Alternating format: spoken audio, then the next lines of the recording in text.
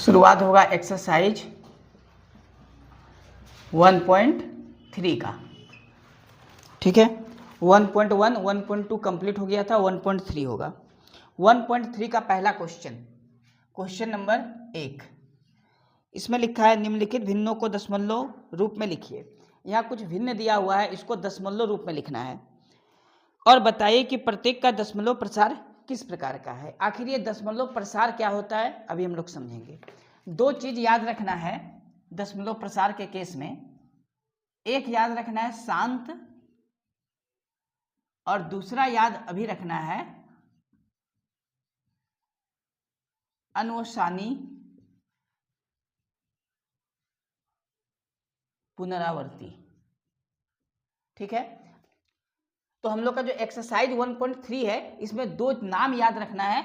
एक शांत, आखिर शांत क्या होता है, किस प्रकार के भिन्न को शांत बोलते हैं अभी समझ में आएगा। और एक होता है अनुसानी पुनरावर्ती। क्या होता है? अनुसानी पुनरावर्ती। ठीक है, तो इसमें से पहला क्वेश्चन में जो लिखा है इसमें बताना है कि कुछ भिन्न दिया हुआ है और ये किस प्रकार का भिन्न है। बात समझ में आया? तो एक नंबर क्वेश्चन में लिखा हुआ है 36/100। ये क्वेश्चन में पूछा है कि 36/100 किस प्रकार का दशमलव प्रसार है। आखिर दशमलव प्रसार किस प्रकार का है ये पता चलेगा इसको डिवाइड करने पर। क्या करने पर? डिवाइड करने पर। तो हम इसको डिवाइड अगर करें, सॉल्व कर रहे हैं, ठीक है, हल कर रहे हैं। ये 36 है और बटा में कितना है? 100। हम लोग को पता है कि अगर नीचे दो पॉइंट हो तो इसको डिवाइड करने पर दो संख्या के पहले क्या आ जाएगा? पॉइंट आ जाएगा।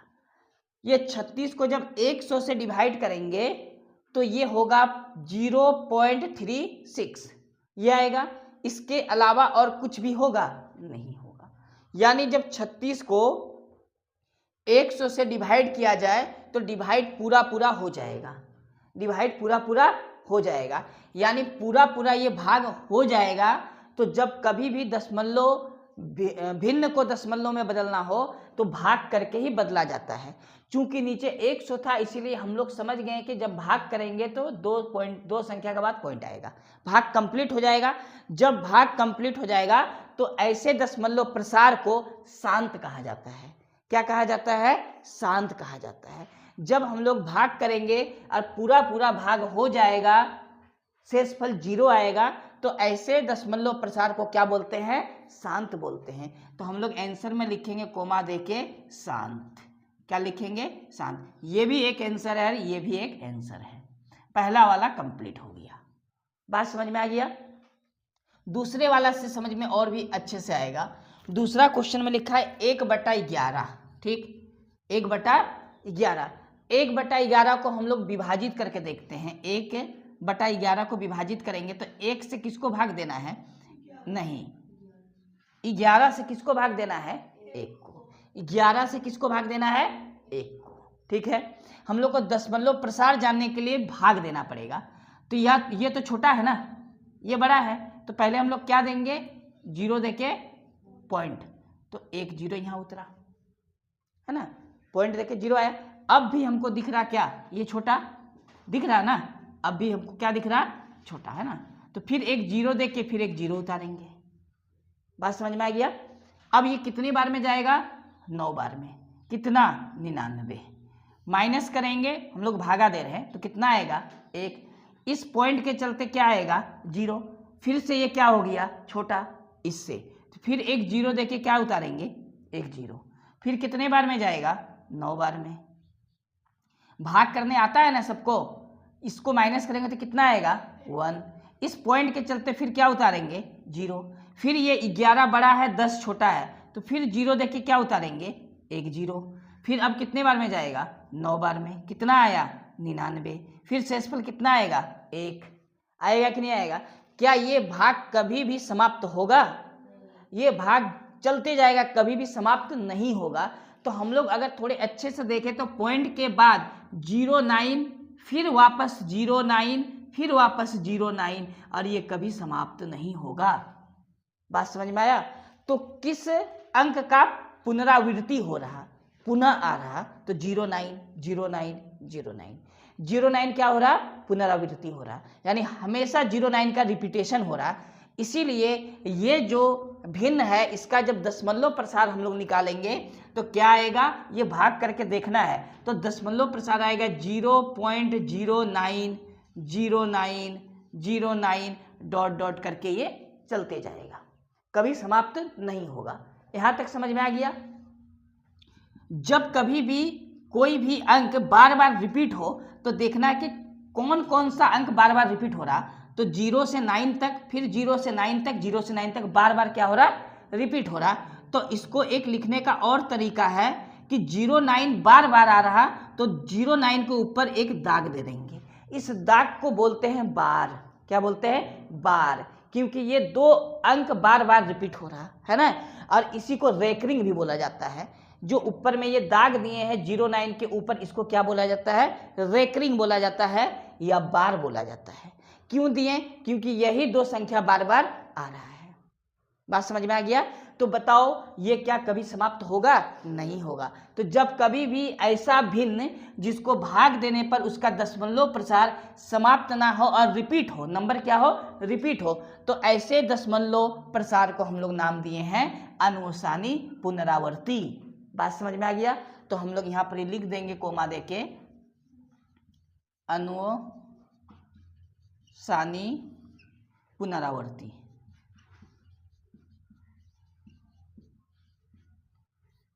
ये हम लोग का आंसर है। ये भाग भी हम लोग कर सकते हैं, फ्रंट पेज पे एकदम आगे भाग करेंगे। हम लोग को रफ में भाग नहीं करना है, बल्कि जहां सॉल्व करेंगे वहां पर ही भाग करके देखना है, कोई दिक्कत नहीं है। तो 2 चीज निकल के आया दशमलव प्रसार का। जब भाग करने पर पूरा पूरा भाग हो जाए तो शांत, अगर पूरा पूरा भाग ना हो चलते जाए तो उसको बोलते हैं अनुसानी पुनरावर्ती। बात समझ में आ गया। तो 2 प्रकार का दशमलव प्रसार होता है। क्वेश्चन में पूछा था किस प्रकार का दशमलव प्रसार है, कोई दिक्कत नहीं है। अब इसके बाद हम लोग का आता है इसी में क्वेश्चन नंबर 3। 1 नंबर का 3 नंबर क्वेश्चन बनेगा। क्या लिखा हुआ 3 नंबर क्वेश्चन में, 4.1/8। ये 1 का 3 नंबर में क्या लिखा है, 4.1/8। तो हम लोग क्या करेंगे, पहले इसको बटे में कन्वर्ट कर लेंगे। हल 4.1/8। 8 को 4 से गुना करके 1 जोड़ना है, 8 × 32 और 1 33। बटा में कितना आया, 8। ये बन गया 33/8। तो 33/8 एक भिन्न है। क्या है, भिन्न है। तो इसका दशमलव प्रसार किस प्रकार का होगा, यानी इसको हम लोग जब भाग करेंगे तब पता चलेगा कि शांत हो रहा या अनुसानी पुनरावर्ती हो रहा। ठीक है। तो इसको हम लोग डिवाइड कर लेते हैं, 8 से 33 को ऐसे भाग करके देख लेते हैं। 8 चरे कितना होगा, 32। शेषफल आएगा 1, पॉइंट देके 1 0, फिर एक बार में 8। इसमें से माइनस करेंगे कितना आएगा, 2। ये पॉइंट के चलते फिर 0। 8 दूनी 16, माइनस करेंगे तो 4, पॉइंट है इसीलिए फिर 0। 8 के पहाड़ा में 40 कितनी बार में, 5 बार में। 8 × 40। ये जब पूरा पूरा शेषफल 0 या शेषफल कट गया, कुछ भी शेषफल नहीं आया, 0 आया, तो जब पूरा पूरी ये भाग हो जाएगा तब ऐसे दशमलव प्रसार को हम लोग शांत बोलते हैं। क्या बोलते हैं, शांत। तो हम लोग फाइनल आंसर लिखेंगे। अतः आंसर आया 4.125 और ये क्या है, शांत है। इसका दशमलव प्रसार क्या है, शांत है। चलो इसके बाद इसी का हम बनाते हैं 4 नंबर। 1 का 4। तो 1 नंबर का 4 नंबर, 1 का 4 में क्वेश्चन है 3/13। 3/13। ठीक है। तो 3/13 है, इसको हम लोग सॉल्व करते हैं। हल 13 से किसको डिवाइड करेंगे, 3 को, ऐसे। ठीक है। तो ये छोटा है, ये क्या है, बड़ा है। तो हम लोग 0 देख के पॉइंट देंगे और एक 0 यहाँ उतारेंगे। तो ये कितनी बार में जाएगा, 2 बार में। 13 दूनी 26। अब इसको करेंगे माइनस, तो आएगा 4। 4 छोटा है, 13 बड़ा है। ये पॉइंट के चलते हम लोग यहाँ 0 देंगे। 13 × 3 = 39। 13 × 3 = 39। इसको जब माइनस करेंगे तो 1 आएगा, पॉइंट के चलते 0। ठीक, अब ये कितने बार में जाएगा, ये छोटा आ गया, 0 देके क्या करेंगे, एक 0 और उतार लेते हैं, है ना, क्योंकि छोटा हो गया था। ये पॉइंट के चलते तो हम लोग का 0 ये उतरा है, फिर भी ये 13 और 10 में 10 छोटा है, 13 बड़ा हो गया, फिर हम लोग 0 देके यहाँ उतारेंगे एक 0। अब ये कितना बार में जाएगा, 13 सत्ते 91, 13 सत्ते 91। बात समझ में आया। इसको माइनस करके कितना आएगा, 9 आएगा ना, पॉइंट के चलते क्या आएगा, 0। ठीक है, 13 सत्ते 91 ज़्यादा हो गया, क्या देंगे, 13 छक 78, 13 छक क्या होता है 78। इसको माइनस करेंगे तो कितना आएगा, 12 आएगा, कितना आएगा 12, पॉइंट के चलते फिर क्या आएगा 0। ठीक है, 13 नम क्या आएगा 117, 13 नम क्या होता है 117, माइनस करके कितना आया 3। अब समझना है, यहाँ स्टार्टिंग में भी कितना था, 3 था, देखो देखो 3 है, फिर से वापस कौन सा नंबर आ गया 3, यानी यहाँ से फिर रिपीट होगा, पूरा यहाँ से क्या होगा रिपीट। देखो पॉइंट से क्या दिए 0, 30 बना, यहाँ 30 था, यहाँ फिर से 30 आया, यानी फिर से 2 से रिपीट होगा, फिर से 2 बार में लेंगे, 13 दूनी 26, माइनस करेंगे कितना आएगा 4, पॉइंट के चलते 0, फिर जाके यहाँ 3 है, फिर 3 बार में ही देखो आने वाला है, 13 तिया 39, फिर कितना आएगा इधर से 1, फिर जाके पॉइंट के चलते क्या आया 0, अब छोटा है तो फिर 0 देंगे, तो 0 देके फिर 0 बैठाएं, फिर कितना बार में जाएगा 7 बार में, कितना आएगा 91, माइनस करेंगे कितना आएगा 9, पॉइंट के चलते क्या आएगा 0, 13 छक 78, 13 सत्ते 91, 13 छक 78, ठीक है, यानी 78, फिर माइनस करके कितना आएगा 12, फिर जाके पॉइंट के चलते क्या उतरेगा 0। बात समझ में आ रहा है। तो फिर हम लोग कितने बार में देंगे 9 बार में, यानी 0 पॉइंट के बाद 2 3 0 7 6 9, फिर रिपीट हो रहा है 2 3 0 7 6 9, और ये आगे चलते जाएगा। बात समझ में आ गया। तो क्या इसको भाग करने पर कहीं समाप्त हुआ, नहीं हुआ। तो जब समाप्त नहीं होगा तो ऐसे दशमलव प्रसार का नाम होता है अनुसानी पुनरावर्ती।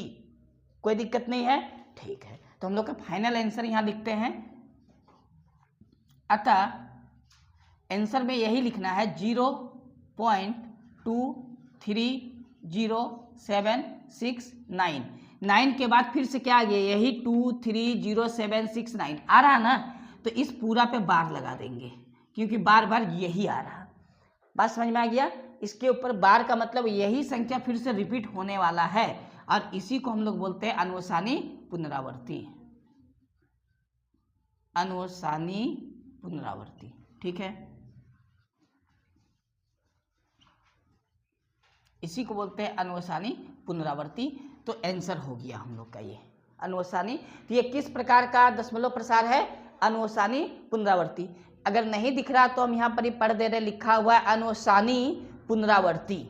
बात समझ में आ गया, कोई दिक्कत नहीं है, ठीक है। चलो 1 नंबर का क्वेश्चन नंबर 5 क्या लिखा है, 2/11, ठीक है।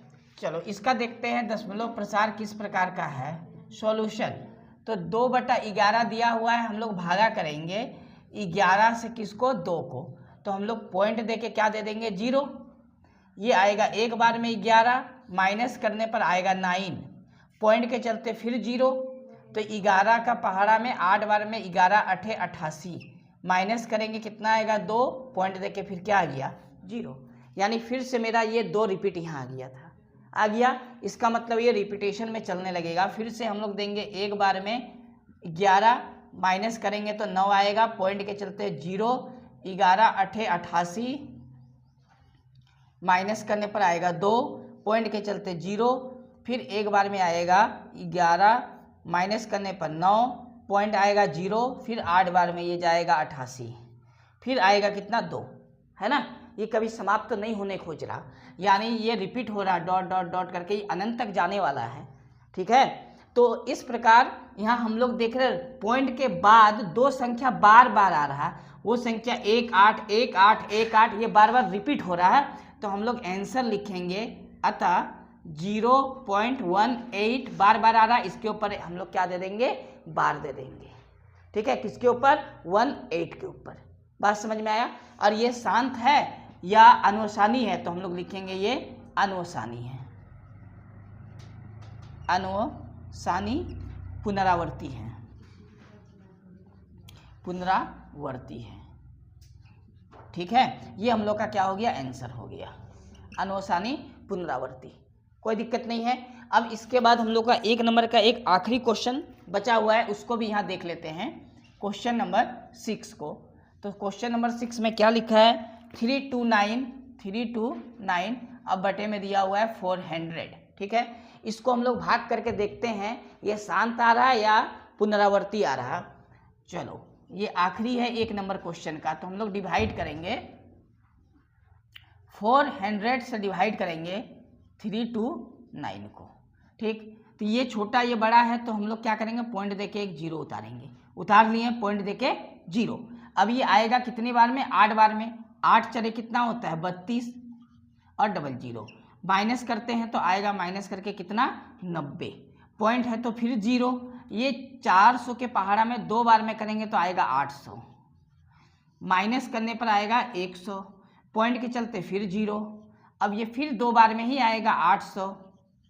माइनस करेंगे तो आएगा 200। पॉइंट के चलते फिर जीरो। अब ये आएगा 5 बार में, 5 चले 20 और डबल जीरो। तो हम लोग देख रहे हैं ये पूरा क्या हो गया, कट गया।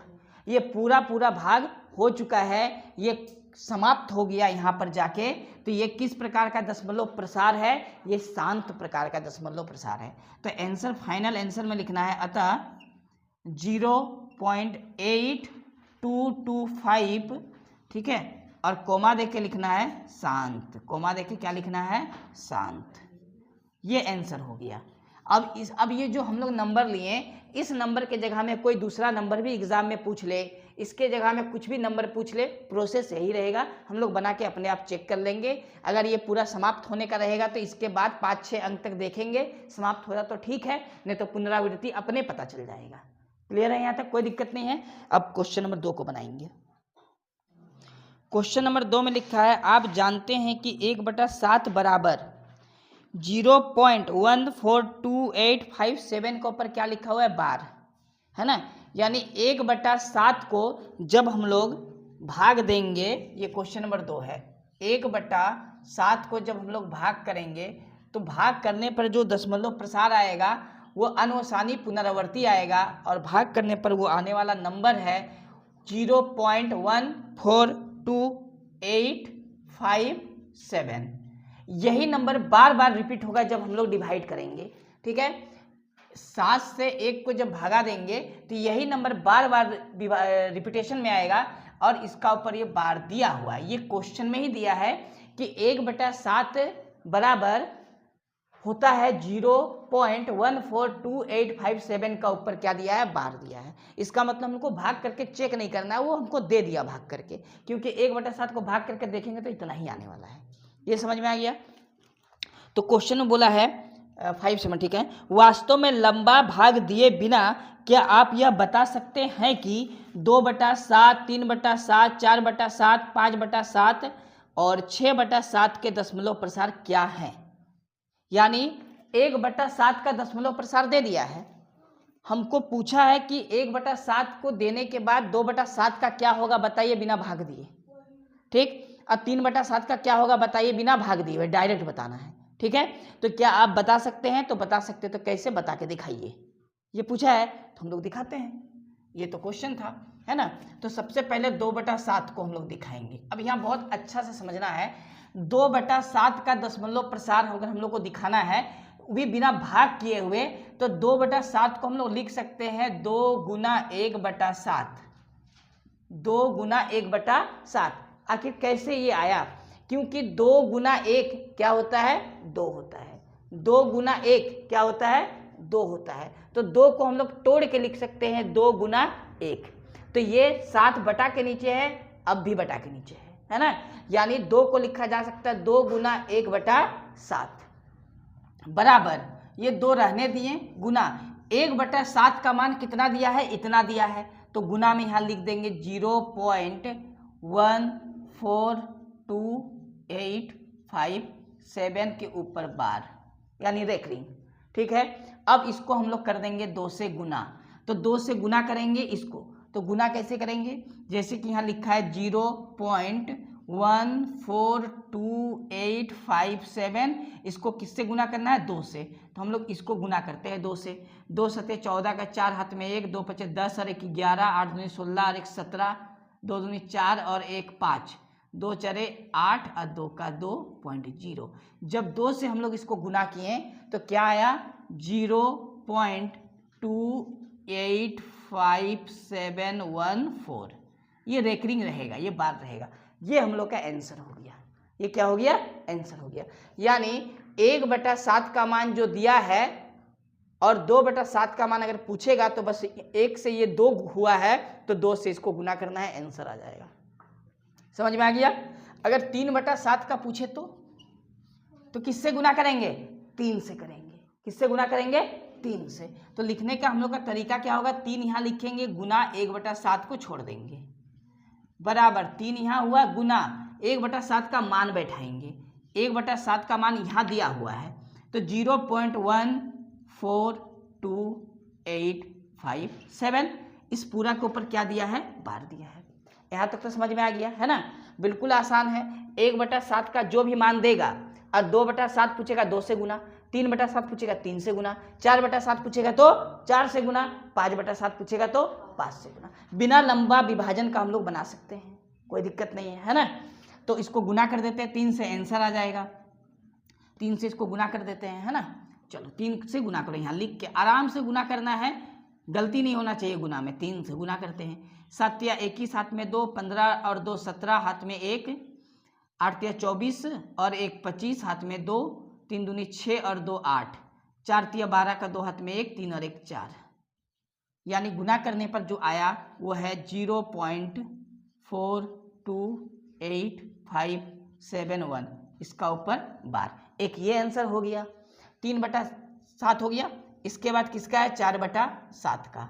तो लिखेंगे 4 गुना 1/7 बराबर 4 गुना 0.142857 का ऊपर बार। हम लोग इसको गुना करेंगे किससे? 4 से।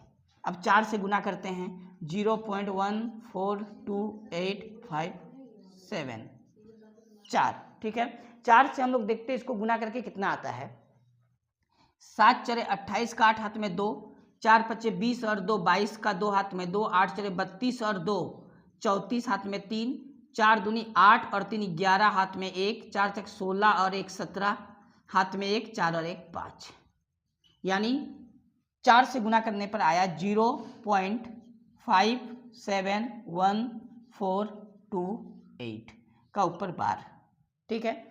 और इसमें कहाँ तक पूछा है? 6 तक पूछा है। तो ये हो गया 5/7, यानी 5 गुना 1/7 बराबर 5 गुना 0.142857, है ना। इस पूरा के ऊपर क्या होगा? बार। अब ये पूरा नंबर को हम लोग को किससे गुना करना है?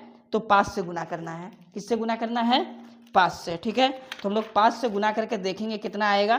तो 5 से गुना करने पर आएगा 0.71428 पूरा के ऊपर बार। इसके बाद 6/7 का आखिरी पूछा है, 6/7 का। तो 6 गुना 1/7 बराबर 6 गुना 1/7 का वैल्यू है 0.142857। इसका ऊपर बार। और सबको हम लोग गुना करेंगे किससे? 6 से। तो गुना करने पर आएगा 0.857142 का ऊपर बार। ये हम लोग सारा आंसर हो गया। ये क्या हो गया? आंसर। बात समझ में आया? तो हम लोग का जो ये एक्सरसाइज 1.3 था, इसका क्वेश्चन नंबर 2 भी क्या हो गया? पूरा कंप्लीट हो गया।